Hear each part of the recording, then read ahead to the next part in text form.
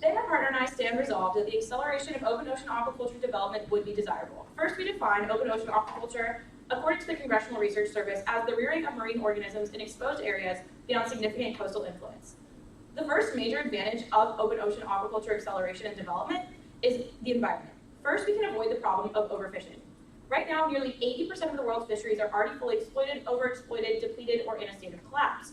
Worldwide, 90% of the stocks of large predatory fish, such as sharks, tuna, marlin, and swordfish, are already gone, according to the Food and Agriculture Organization of the United Nations. Overfishing leads to ecosystem imbalances, which can lead to loss of species like coral and turtles. Additionally, once fish begin to disappear, so will jobs necessary for coastal economies in many developing nations. Fishing takes 2.7 trillion fish from oceans globally each year. If this rate of fishing continues, the oceans will be virtually empty by 2048, according to marine biologist Dr. Sylvia Alice Earle. Overfishing is also connected to something called bycatch, which occurs only in fishing of wild fish. And the capture of unwanted sea life occurs while fishing for a different species. Bycatch can be avoided entirely through open ocean aquaculture, which involves only farming of specific species of fish. Over 300,000 whales and dolphins are killed each year as a result of bycatch. Additionally, while 1,000 sea turtle deaths each year are caused by plastic, in the United States alone, 250,000 sea turtles are captured, injured, or killed each year by fishing vessels. This type of fishing is actually more dangerous than oil spills. Callum Roberts, professor of marine conservation at the University of Exeter, says that fishing industry in the Gulf of Mexico destroys more animals in a day than Deepwater Horizon did in months.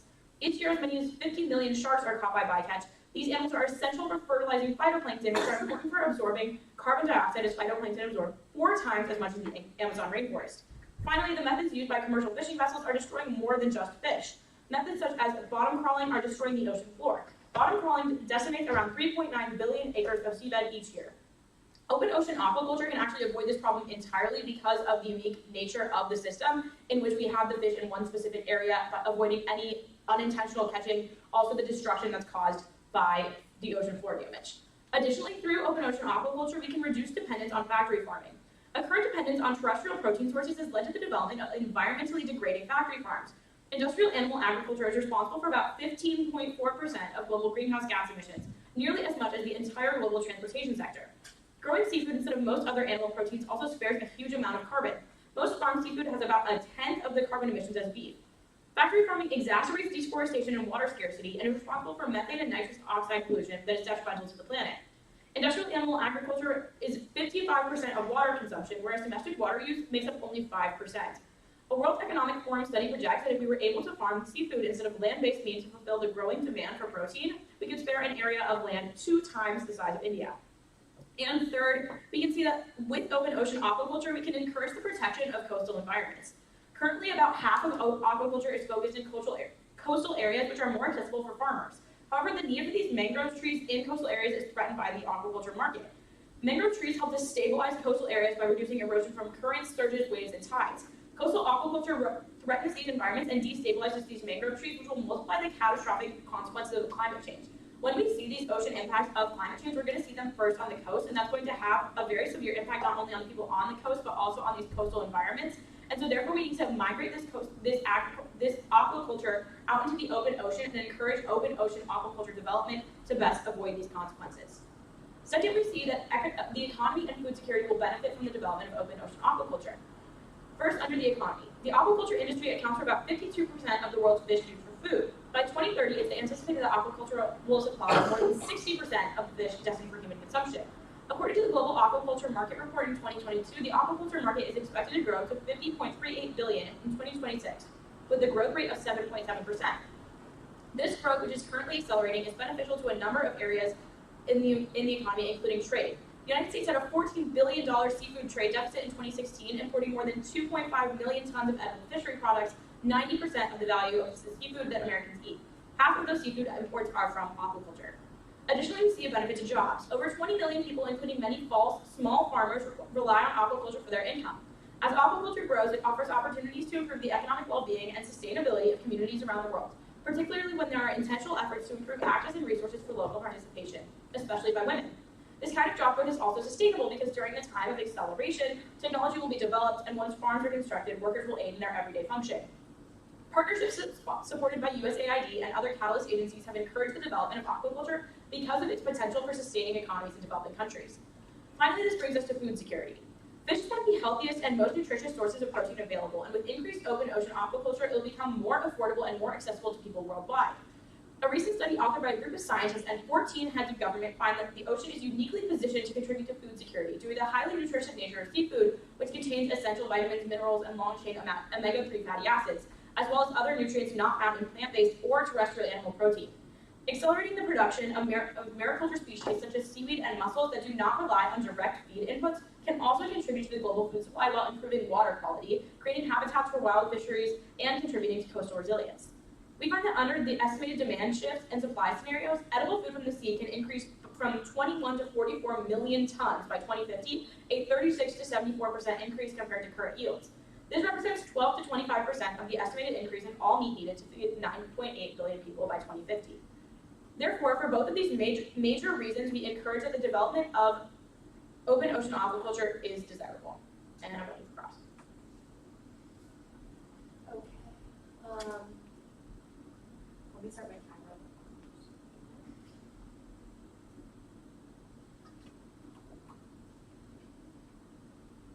Okay, starting now. Okay, so I want to start with environmental impact. So can you just go over quickly, like, your main arguments for how this will help the environment? Yeah, so what we're talking about is right now we see that there are a lot of negative environmental consequences from how we're fishing and how we're trying to gain produce from the ocean and how we're trying to get resources and like get fish to people. So what's happening right now is this system of fishing that's wild catching fish, and not only does that have really detrimental impacts for like the sea itself, but it's also leading to overfishing so that a lot of these fish are no longer in the ocean and we're depleting the supply so significantly that it's not going to be able to recover. Can you talk about like CO2 emissions specifically? Yeah, so what we're saying is that there's going to be a trade-off as we develop these new technologies because fish is not only more nutritious, but also it's going to be better for the environment, and there's going to be this encouragement, this development of technology because it's more sustainable. We're going to see that there's going to be less CO2 emissions, not only because of the protection of coastal environments, but also because it's going to reduce this kind of dependence on this like commercial wild fishing, as well as factory farms on like land. So do you think that the open ocean aquaculture is going to require like boats going back and forth to regulate, or? Yes, but since the ocean is such a large like carbon sink, and because of the currents in the ocean, the emissions from boats are pretty much negligible. So are you expecting like this open ocean aquaculture to reach a level, like a high level, where it could per se like take over the previous our status quo of fishing? What we're saying is that right now the current system of fishing is not sustainable at all. Like by, I don't know what the exact date is. Oh, by 2048, the oceans are going to be empty of fish. So we need to do something if people want to continue to, number one, have this ecosystem that's extremely valuable and almost like necessary for the world to function, but also like. Do you think this will like overtake? My question is, do you think this will overtake what's currently happening, or do you think it will just be a new addition to that? We don't have to like say it's going to overtake it. I think like the likelihood is that this sustainable method of like fishing and like farming fish is going to be more sustainable. I'm just struggling to understand how this is going to reduce any of the harms that are currently happening if it's just an added thing that's happening. You're not saying, you just said you're not saying it's going to overtake it. So what's currently happening, all the harms that are currently in the environment are just going to continue, and you're just adding a new method. No, what's happening right now is so unsustainable that something else is going to have to take place because they're depleting these sources of fish that are naturally living in the ocean so significantly that it's not going to be able to continue. So yes, it will overtake. Okay, so you think that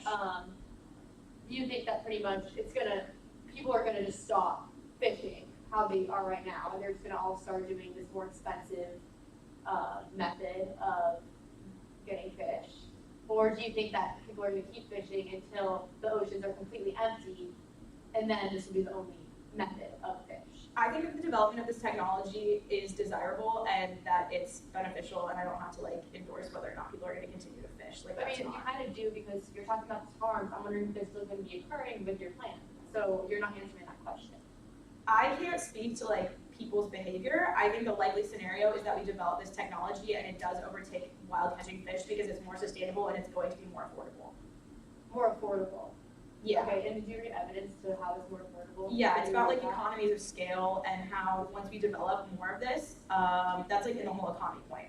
So like as we develop economies of scale, this is going to contribute to food security because not only is this fish healthier, but it's also going to become more accessible with the development of this like technology. So do you think that when you get it to a cheaper method, it's not going to, regulation will decline because it's so cheap? You don't think so? Okay, No. awesome. And that's my time. Thank you.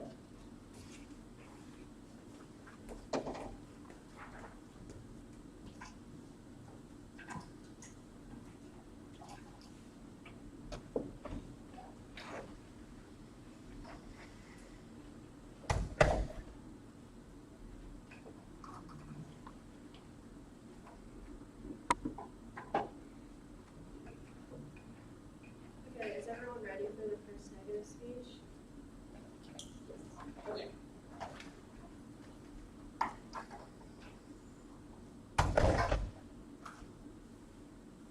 Okay.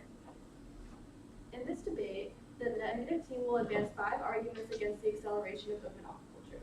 First, open aquaculture will promote a blue growth agenda that will lead to the exploitation of ocean's resources by large corporations. This result is inevitable because only big corporations will have the technology and capital to invest in open aquaculture. Rob Fujita et al. Of the Environmental Disease Fund observed in 2023, the high cost of offshore aquaculture has pushed many companies to pursue large-scale farms for commercial production, which may result in an industry skewed towards larger facilities for profitability. Open ocean aquaculture will be the first step to enable multinational corporations to receive private property rights for the purpose of exploiting and extracting the resources of the ocean for commercial gains. Ben Dalton of Michigan State argued in 2020 that open ocean aquaculture will contribute to a global drive to create and enclose maritime territory through the extension of private property rights that would accelerate allocation of oceans to alleviate industries. If blue growth agenda goes forward, it will result in 10 dire consequences. Nathan Bennett of the Institute for Oceans and Fisheries and University of British Columbia explains these 10 harms. First is disposition, displacement, and ocean grabbing, environmental justice concerns from pollution and waste, environmental degradation and reduction of ecosystem services, livelihood impacts for small-scale fishers, lost access to marine resources needed for food security and well-being, inequitable distribution of economic benefits, social and cultural impacts, marginalization of women, and lastly, human and indigenous rights abuses and exclusion from governments. A second problem in accelerating open ocean aquaculture is the effective regulation of this industry is impossible. There are 2 factors that impede this regulation. First, the remote location of aquaculture facilities in the open ocean will prevent meaningful oversight. James Walsh, the policy director for Food and Water Watch, as quoted in The Guardian on July 20, 2022, states that the remote locations that would make it impossible to effectively regulate factory fish farming in a the remote locations make it impossible to effectively regulate factory fish farming in a sustainable way in our oceans. It is further noted that to think we all of a sudden have a regulatory regime that's going to step in to monitor these factory fish farms is ridiculous. Second, the second factor is that when appeasing corporate interests, any legislation authorizing open aquaculture will be accompanied by weak regulations and oversight. This is empirically proven. In 2021, the legislation proposed the United States to authorize open aquaculture. The Advancing the Quality and Understanding of American Aquaculture Act contained grossly inadequate regulations. Patty Coe of the Lewis and Clark Law School stated that the AQAA's Act granted expedited review of projects within 30 days and exempted them from review by the Endangered Species Act and the Maritime Mammal Protection Act. A third reason to oppose open ocean aquaculture is that it will result in a myriad of harms to ocean habitats. Pollution from feed, waste, and chemicals, entanglement of animals, fish, and fish escapes will occur. Patty Coe of the Lewis and Clark Law School argued in 2022 that large offshore aquaculture can cause habitat degradation due to water pollution from feed and waste, including antibiotics, chemicals, and other substances. And the introduction of invasive species from the escape of farmed fish and the spread of diseases from farm to wild fish. Bycatch is also a problem because seabirds and other wildlife are drawn to large-scale aquaculture operations and can get tangled up in nets and other equipment and can be injured or die. The net pens are especially problematic because they cause untreated fish and waste and chemicals are released right into the ocean through the pens. This end result is a breeding ground for parasites and deadly diseases. Large-scale aquaculture operations utilize antibiotics, pesticides, and other agricultural drugs, which in turn can pollute the ocean and negatively impact surrounding multiple maritime marine organisms. A fourth reason to oppose open aquaculture is that it will undermine the profitability of the traditional fisheries. Noah Oppenheimer of the Institute of Fisheries Resources argued in 2018 that marine and fish aquaculture places downward pressure on seafood prices, harming our wild capture seafood markets, which will directly impact our sustainable food producers and the overall coastal economy. A fifth reason to oppose the acceleration of open aquaculture is that it will release energy demand and contribute to global warming. This results in a greater travel requirements for boats to go back and forth to support aquaculture facilities. The extra fuel consumed by these boats traveling to and from ocean aquaculture will increase the energy demand for global warming, according to Ben Belton of Michigan State University. And also, fuel used by boats to and from offshore farms will worsen acidification and global warming. That's Belton from Michigan State University. Life cycle, and also onto overfishing. Millions of fish will have to be caught to supply feed for offshore aquaculture. That's Co. of Lewis and Clark School. Lastly, on their bycatch argument, this is from Oceana.org, and it says that fisheries managers, and conservationists all agree that bycatch is generally highest in open ocean in the open ocean because the gear types that they use are responsible. It's just that the gear types that they use are more cause a higher probability that bycatch will happen, especially with fishing trials that are wide as football fields, especially just in an open space. It's a wider probability that bycatch will occur. That's my time.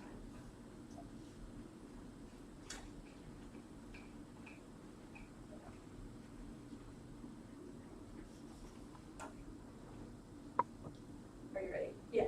Okay. Can we start on like the whole idea about property rights? So who is going to be assigning these property rights? So basically, what the argument was saying was that because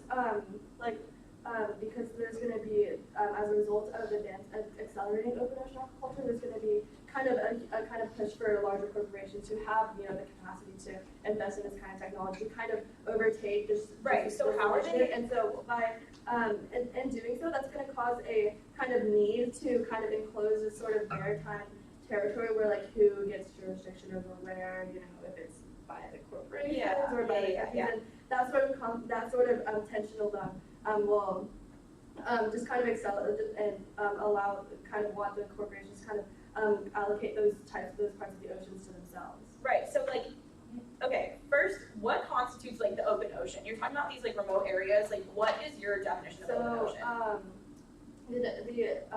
Our definition, I guess I would say that I think it's the open ocean can kind of be defined as beyond it's beyond like off the shore. So I think it's like the 200 mile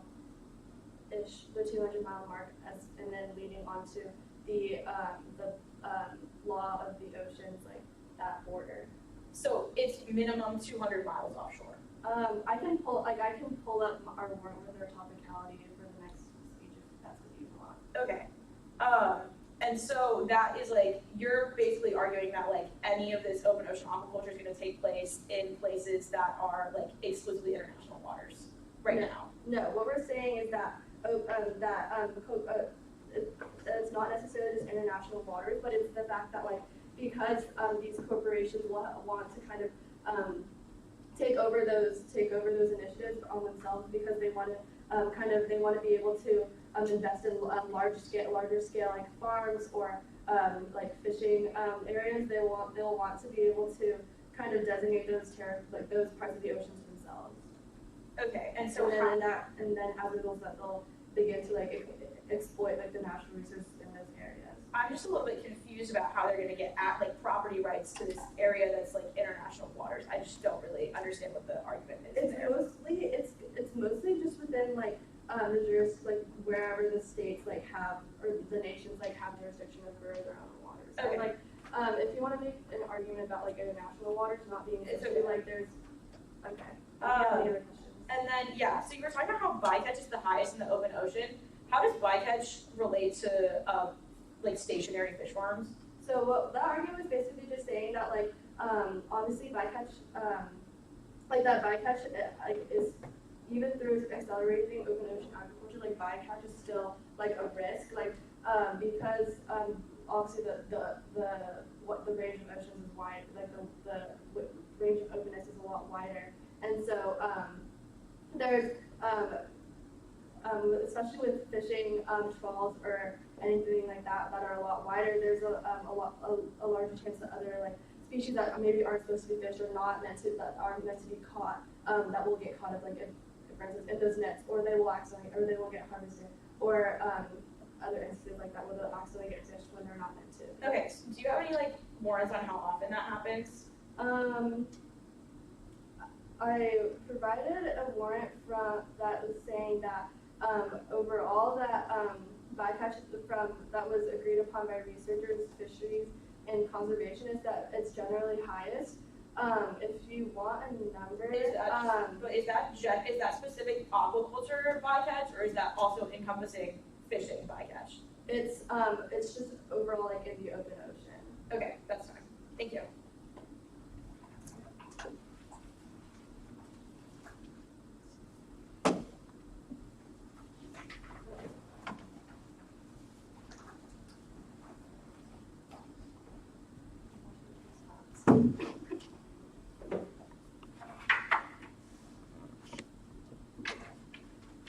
Alright, the sheets are just gonna go Ned in an active time allows. Is anyone not ready? Alright, starting off on their first contingency, and they talk about the exploitation by big corporations. I have several responses. This really falls under the property rights as their big link with warrant here. My first response is the fact that this isn't really probable. We haven't seen this happen so far where we have open ocean aquaculture. There's no reason to think that you need like property right assignment for this to work.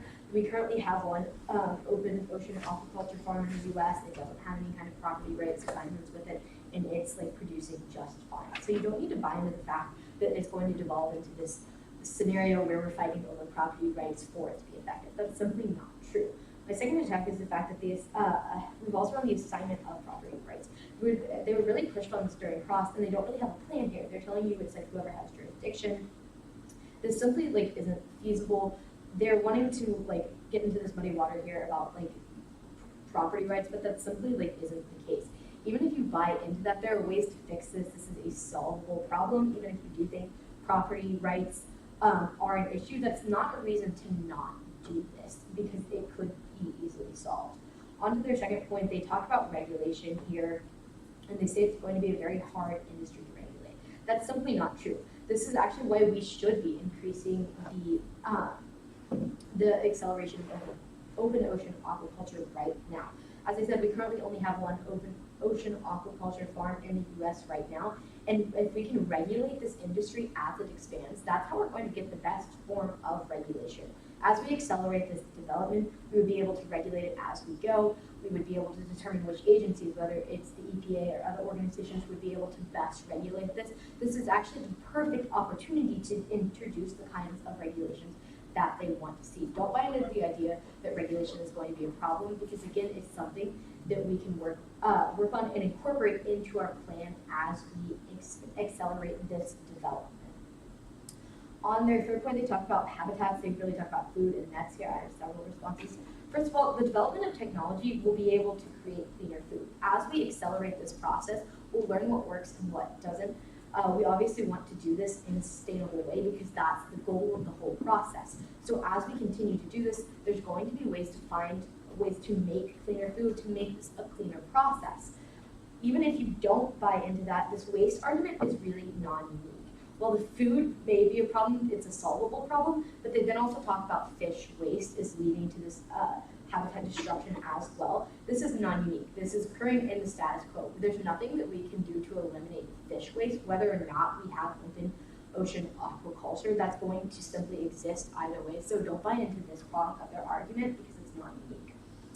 this leads me to my second attack, which is the fact that there are other ways to mitigate these like impacts if you do buy into them. A way to do that is through growing seaweed or clams. We've seen that this can purify the water. If you look to different kinds of open ocean aquaculture around the world, you'll see that lots of them also do include growing seaweed and these other things that purify the water. So this can mitigate the negative impacts of growing fish if you do buy into that. Furthermore, if you look to the definition that the U.S. has adopted of what open ocean aquaculture is, it's the rearing of marine organisms. It doesn't specify fish, so this growing of seaweeds, clams, mussels would still fit under that definition, and it should be an integral part of it if we want it to be sustainable, which is what the pro is advocating for.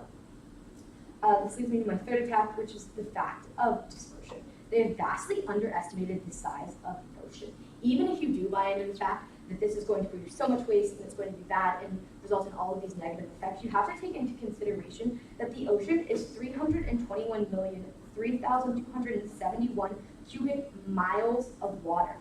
This is a very solvable problem. Even if you do buy into the fact that these small farms are going to produce large amounts of waste, just with the fact that that will become dispersed in the ocean is going to lessen the impacts of it so that the overall impact on the climate is going to be negligible.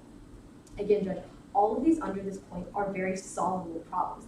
This is not a reason to not accelerate open ocean aquaculture. Even if you do buy in 100% to all of these impacts, I have given you a multitude of ways that we can address them to mitigate those negative effects.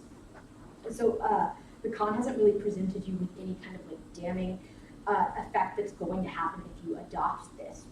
Furthermore, both sides agree that global warming is a very pressing issue. That actually leads right into their next point. And if we're worried about global warming, this completely flows pro on today's side of the flow. We talk about how overfishing is a huge issue right now, and how with the current system under the status quo, we see all of these horrible effects from bycatch. We see over 300,000 whales and dolphins are killed as a result. We see that there are 250,000 sea turtles that are damaged by this, and over 50 million sharks are caught by fishing. Furthermore, they totally dropped this idea of kind of like bottom crawling, which is where when we do this traditional fishing with nets, it leads to the decimation of the seabed every year. These problems will be completely eliminated if we go to open ocean aquaculture. They then go on to talk about boats. First of all, the ocean is the largest carbon sink, and ocean currents completely offset any kind of carbon emissions. Yes, like we would see like more carbon being produced because more boats are being used, but the overall impact on the climate is negligible because of the fact that the ocean is the world's largest carbon sink and the currents. Secondly, compared to the status quo, there will be less carbon emissions. As we see this trade-off happening between traditional farming and open aquaculture, we'll see less carbon emissions overall. They then talk about bycatch, cross-supply, what I said earlier, and this turns app ultimately, which is why we encourage an app ballot. I'm ready for Russ.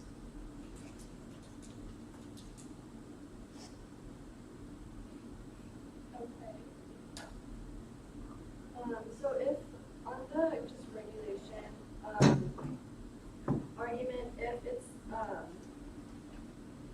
so if like how exactly does like accounting for just the fact that like obviously the ocean is very vast and very open, how exactly is that regulation achieved? Well, sure. As it was agreed earlier in the previous cross-examination, we're talking about open ocean aquaculture. Obviously, there are limits on that. So, like the Congressional Research Service says that it's like within 3 miles of the shore. So we're not putting something out in like the middle of the ocean where like no one can get to it. Furthermore, this is actually the perfect time to introduce regulations, because if you regulate an industry as it grows, your regulations are much more targeted. As the industry grows, we're going to make regulations in reaction to that. So we're going to kind of get out ahead of any kind of abuses that we could see, which is actually going to allow us to regulate this industry much better than if we just like let it grow completely and then tried to go back and regulate it. Okay, and also you said your definition of open ocean. Sorry, I just wanted to make sure I got it right. It was within 3 miles, or It's like a minimum of 3 miles. The average is like 3 to 15 miles. Yeah. Offshore. so the minimum was 15. No, the minimum was 3. Okay. It's like that's like where the most common. Okay, that's okay. Sounds Yeah, good. sorry, and that on that I should have specified that as just like a general statistic of where we're at right now. Okay, thank you. Yeah. And And also, in terms of like just the fact that, like you said, like it's better to impose regulations as development occurs. How exactly can you affirm that the framework for like increasing regulations exists now? I'm sorry, I don't quite understand. I was just saying, like, how exactly can we, how exactly does actually, sorry, never mind. That doesn't make any sense. And also, can you explain a little bit more on your bottom crawling argument? Sure, so that ties back to our first contention on environment, subpoint A, about the problems of overfishing. So basically what we tell you is bycatch is a big problem, as well as bottom crawling. So basically, when you fish for open fishing in the sea, you use nets. Those nets drag along the bottom of the floor, which destroys the sea floor. Okay. Which is extremely problematic if you look at the scale of it, because we give you this stat that bottom crawling decimates around 3.9 billion acres of seabed every year. Okay, and so what exactly does let's back on our blue growth argument? How exactly are the impacts from blue growth solvable? What do you mean by blue growth? Like we outlined a list of impacts relating to just possession, environmental justice, and degradation. You claimed that all the impacts of our act were solvable. So how exactly are our impacts of blue growth agenda solvable by open ocean? Okay. Sure. So on that, we're just talking about all the problems that you bring up, where you bring up the fish food and the nets. Those are all very solvable problems. But you bring up these very concrete problems. You say fish food is bad for the environment. Okay, there's a way to solve that. We give you 3 ways in my last speech.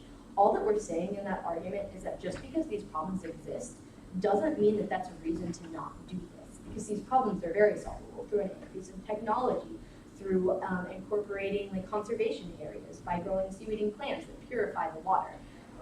And furthermore, the dispersion argument that I mentioned is a great way to solve all of these problems.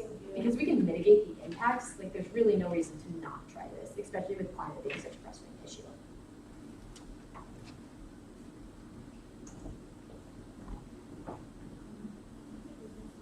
Yeah.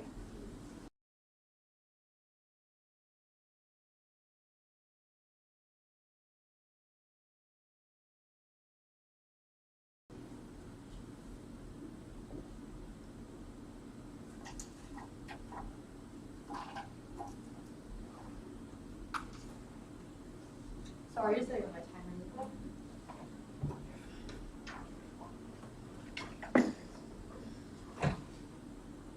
Okay, starting the timer now.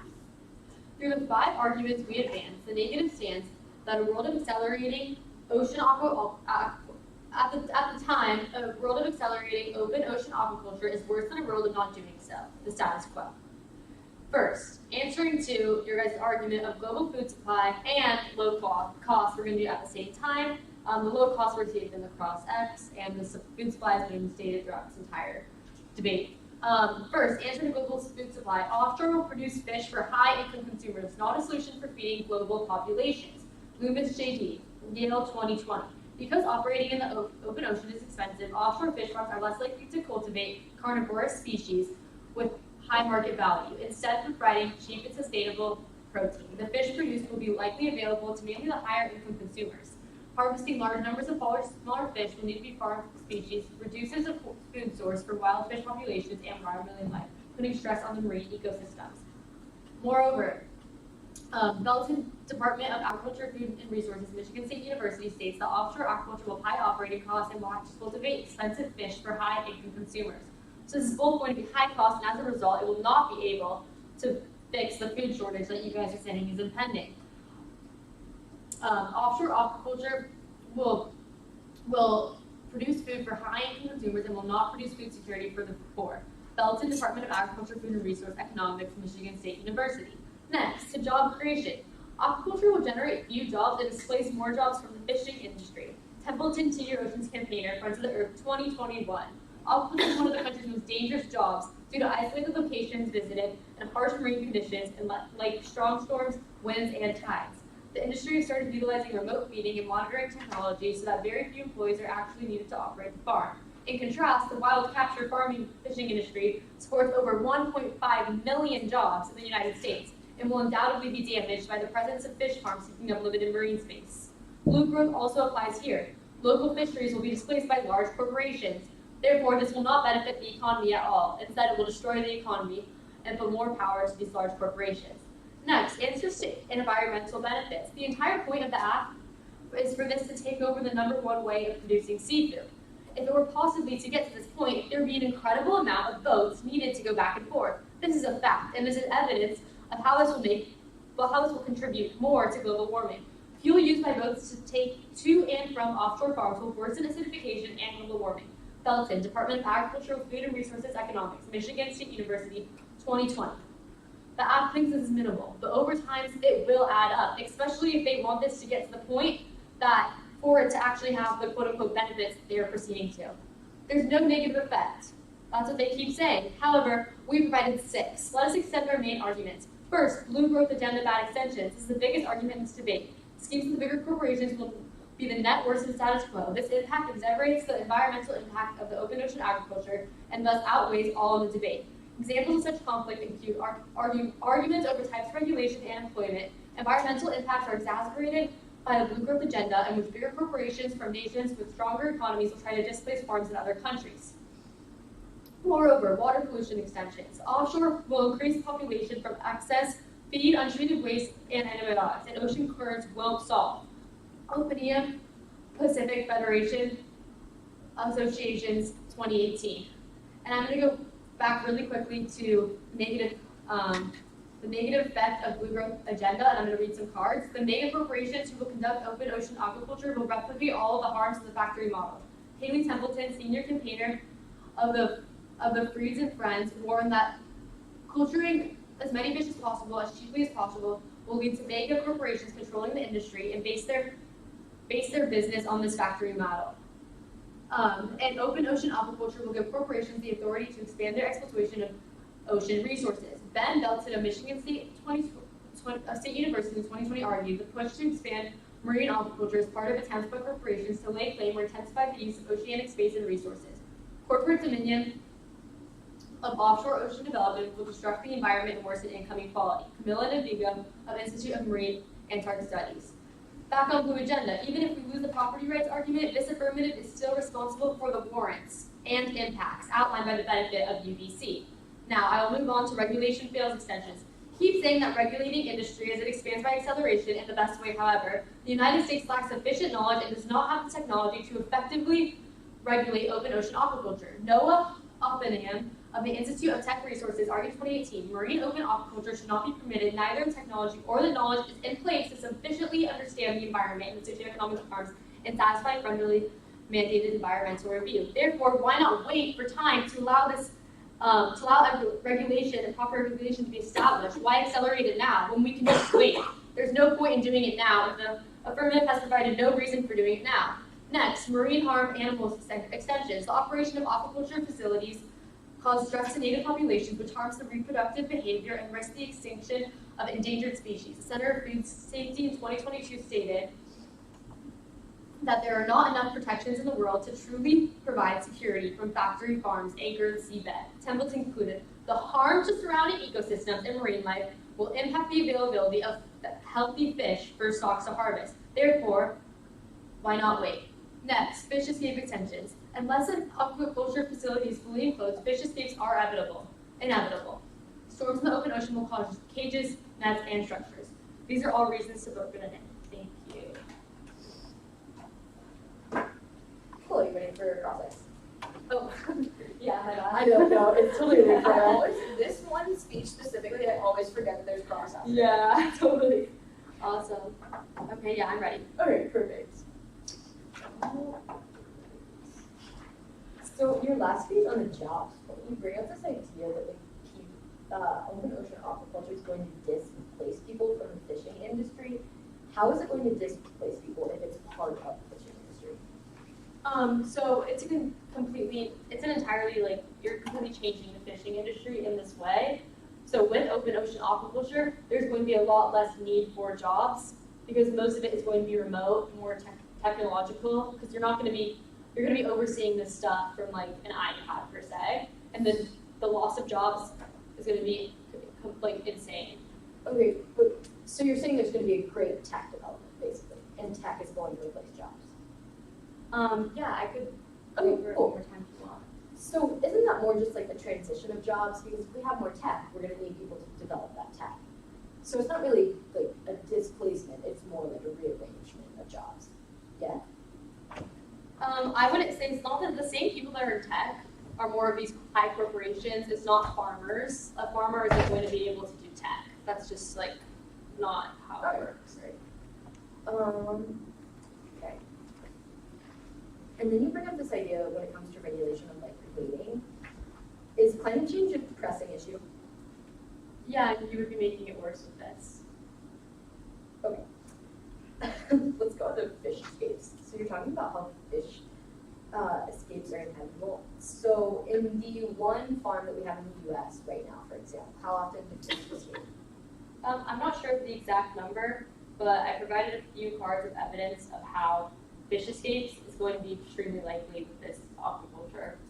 Great, but if it's extremely likely, like how often does it happen in places where we currently have open aquaculture? I mean, I'm not sure of the exact numbers. I could look it up if you'd like, but it's extremely detrimental, especially if you guys are talking about lowering the cost. The nets and the cages are going to be lower quality, and that's a higher chance of fish escapes as well. In terms of lowering the cost, which you talked about cost X. That's just another link there. Okay, so how is this detrimental? So if like a fish escapes, how does that lead to some kind of negative impact that you're planning? Because, well, the leakage and escapes of a few fish escaping, so they'll harm wild fish populations, outcompete them for food, spread disease, polluting wild gene pools. These are like pretty much AI type fish, not that word, but like modern fish. These are created by us. They're so much stronger than the fish that are already in the environment. They'll completely ruin their ecosystem. You can't just like release a new predator. Okay, yes. So I agree with you there. So basically what you're saying is if we release these AI-like fish. It was just an expression to just explain how much stronger they are from the natural fish in the environment. Okay, so that argument would be relying upon the fact that in these open ocean aquaculture farms, we're growing like AI-like fish. I don't, like genetically modified fish, maybe is a better word. Okay, so do you think that releasing a new type of fish into an environment is not going to have negative impacts? Is that what you're saying? No, what I'm saying is I don't think these fish escapes actually happen, nor can you provide us with any evidence that they happen at a rate that's like big enough. But you just asked me the impact of them. You don't think there's an impact of them if they were to happen?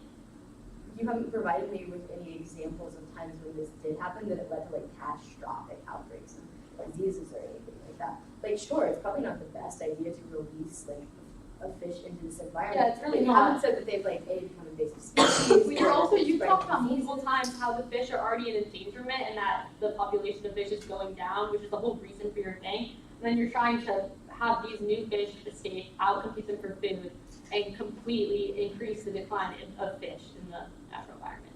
Okay, we'll take our 2-minute break.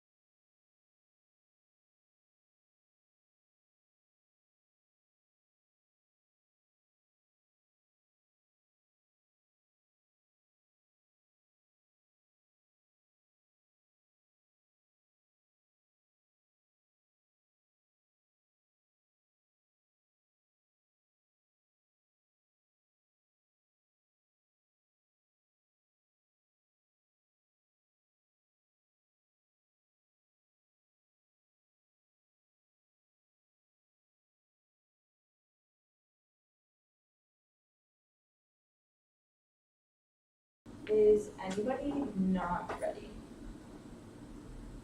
Awesome. Okay, so Judge, at the end of this round, you're going to be voting for the affirmative because we're the only team with any sort of offense in this world. The biggest impact in the round that you're going to be voting on at the end of the day is climate. Who's better solving for climate change? Because both teams agree that that is one of the most important impacts in the entire round, and so that's what you have to be voting for. And in the world of the negative, you keep living under the status quo. They nearly concede all of our points about overfishing, factory farming, and the protection of coastal environments, leading you to assume with near 100% probability that open ocean aquaculture is a beneficial alternative because they have no offense against it. As Ellie mentioned, as I'll get into, all of the harms that they present are pretty much solvable with technology and with the development which is going to be suggested and advocated for by the affirmative. So now let's get into the case. Their big point is that they have these effects and these 6 reasons about why open ocean aquaculture uniquely is bad, and each and every one of these is simply not true. First, they talk a lot about corporate regulation and how corporations are not going to be regulated. The United States can't fill this role. However, what we're going to see now is as the technology develops, this is the time that we're going to be implementing this kind of regulation. There's an interest by governments to have this food accessible to the people who need it, and there's an interest by governments to ensure that their waters, where this open ocean aquaculture is going to be taking place, in these waters that belong to specific countries, that it is regulated because they do not want these detrimental environmental consequences or any kind of negative consequences in their area.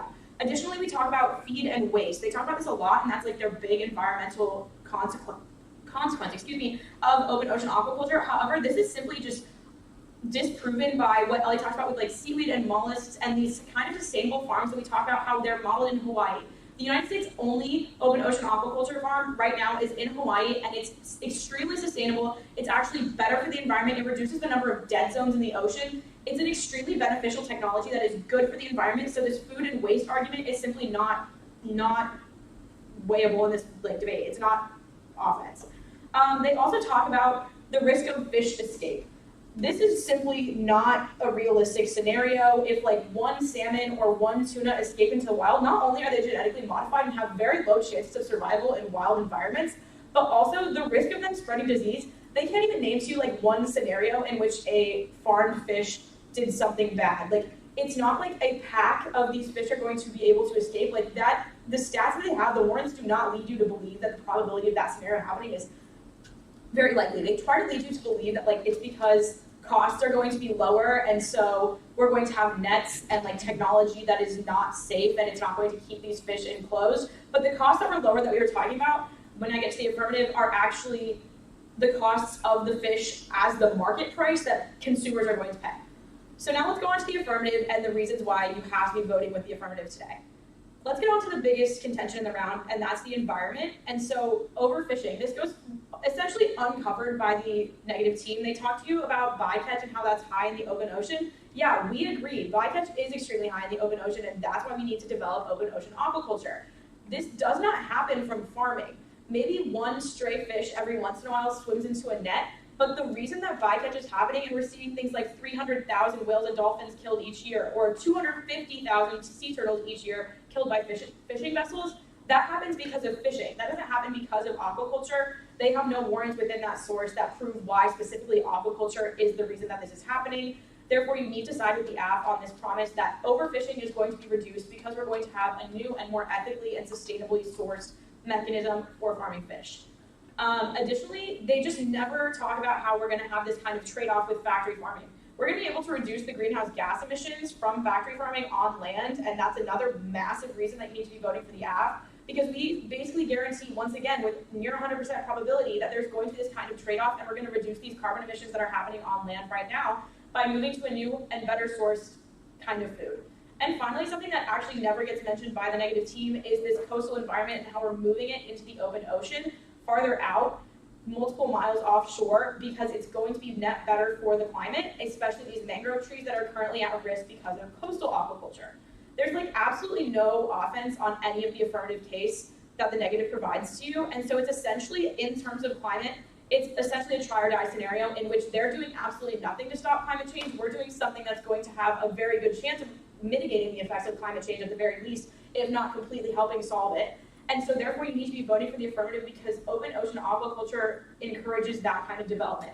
And even if you don't believe the arguments on climate, there also are these very significant arguments on the economy and food security that also go undercovered by the negative.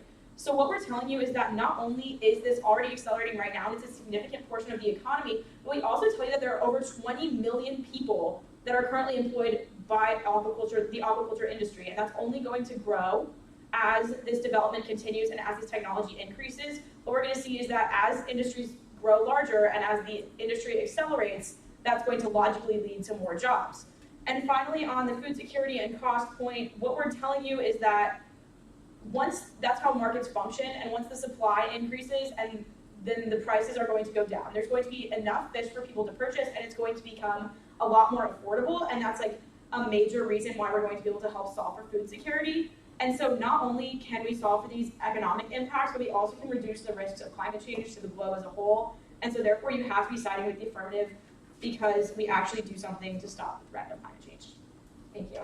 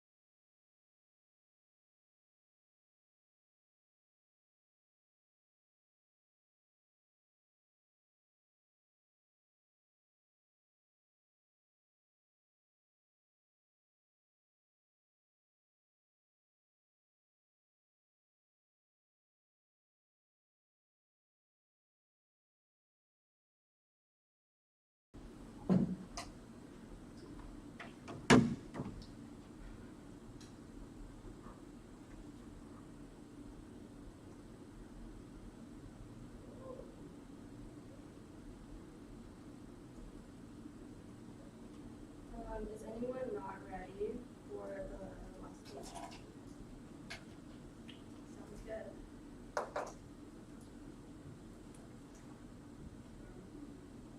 Okay, there are the 5 arguments that we've advanced throughout this debate. The negative stance that a world of accelerating open ocean aquaculture is worse than the world of the status quo, or a world in which open ocean aquaculture is not accelerated. I think the affirmatives is misinterpreting this kind of first off claim that we're making right now. We're saying that we're not saying that we shouldn't do open ocean aquaculture at all. We're saying that right now is not the best time to be able to accelerate these efforts.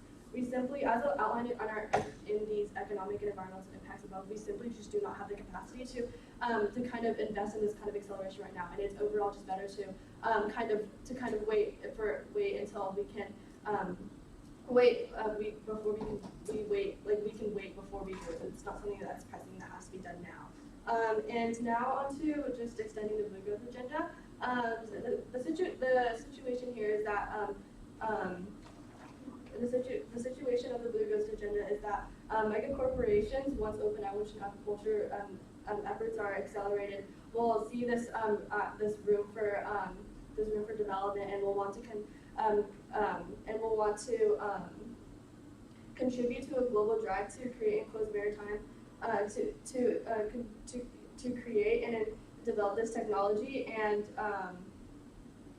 this will lead to their exploiting and extracting resources of the ocean for commercial gain. So the mega corporations kind of taking over here will replicate and amplify all the impacts that we've outlined.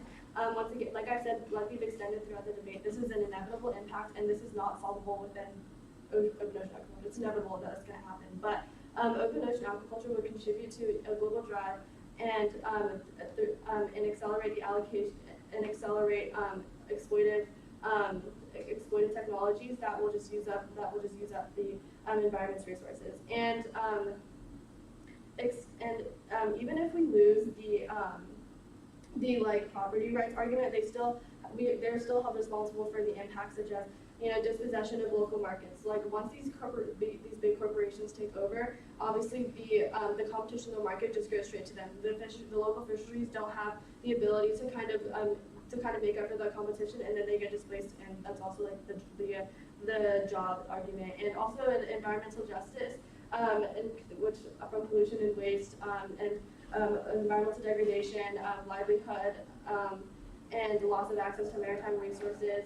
Once again, once the shift and profitability over sustainability or environmentally friendly, once there's a shift from environmentally friendly technology to just developing technology for profit or for producing more fish, obviously these impacts get magnified, and the act is still held responsible for this and obviously can't solve for it. Extend that regulation is impossible. The framework simply just doesn't exist right now. Co is really good at explaining that suddenly erupting a regulatory regime just is simply not feasible. An example of this is in the UAA, in which these projects were reviewed but ended up getting exempted from review. So this is just another warrant for why acceleration right now is just simply not feasible. And just also the distance from the shoreline alone, just away, and its remoteness makes this part of the developing the technologies difficult. And also the current actors lack sufficient knowledge and don't have the technology to regulate this open ocean aquaculture. This is from our Oppenheim evidence, in which just should not be permitted because the technology nor the place to sufficiently understand environmental and socioeconomic harms satisfy and federally mandated and satisfy federally mandated environmental review. And also, I guess onto their just the environmental impacts flow. These harms to the ocean habitats are not solvable and will still exist after open ocean is developed. Examples of this kind of from our evidence include like just overall maintenance with the fish farms, many and just requiring the fish have to be fed, so if they're going to use fish meal, like what happens if that gets out, and prevents animal disease. And prevents animal disease. They have to in order for the fish that are growing in the farms, they have to use antibiotics to make sure that they don't have diseases, and that also risks being leaked into the ocean. All these bad practices on land will transfer into the ocean. And this is just an argument that basically says that doing accelerating open ocean technology right now makes and those environmental impacts are net worse than what the squirrel has right now. Sure, other forms of aquaculture will have these same issues, but if doing it in the open ocean is worse, and is also exacerbated by obviously these big corporations that want to take over and just maximize technology in the open ocean. On the fish escapes argument, in the case where these technologies fail, such as nets breaking, cages breaking, especially through storms and bad weather and just unpredictable conditions on the shore or in the open ocean, obviously fish have the opportunity to escape. And just the environmental impact of this is, once again, it's a species that's not natural to the environment, and this means that they will compete with the natural resources in that area and just kind of offset just the food chain and